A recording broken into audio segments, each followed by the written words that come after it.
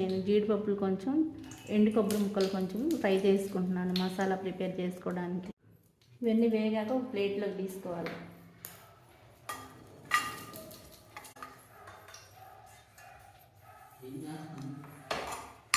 Chicken chicken chicken chicken అండి, అన్ని కింద పడిపోతాను. చికెన్ మొన్న మొత్తం చేయలేదు కదా. అప్పుడు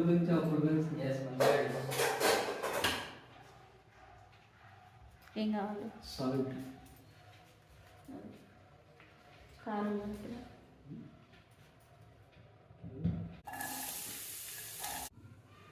ఇప్పుడు ఒక మీడియం సైజు ఆనియన్ వేసుకొని ఒక పచ్చిమిరపకాయ కూడా వేసి బాగా వేయించుకొని మిక్సీకి వేసుకోవాలి.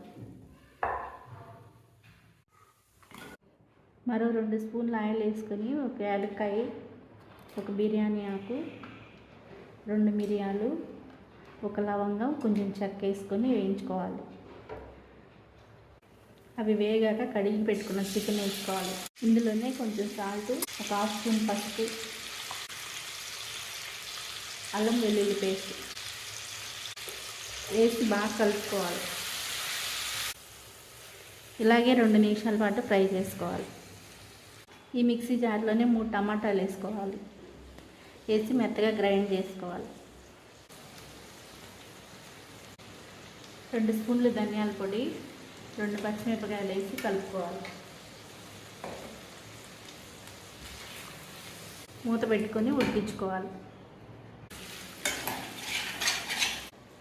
ఇప్పుడు కూరకు సరిపడిన కారం వేసుకోవాలి. ఇది పచ్చివాసన లేకుండా కలుపుకోవాలి. ఇప్పుడు మిక్సీ పట్టుకున్న మసాలా అంతా వేసుకొని కలుపుకోవాలి. ఈ మసాలాతోనే కూరకి బాగా గ్రేవీ వస్తుంది.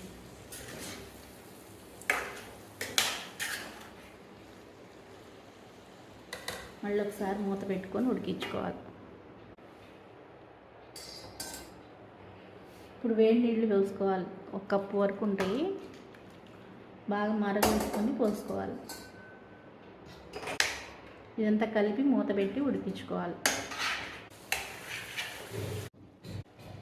కూర అంతా ఇలా దగ్గరగా అయిన తర్వాత పుదీనాని మిక్సీకి పట్టి క్యూబ్స్గా చేసుకున్నాను.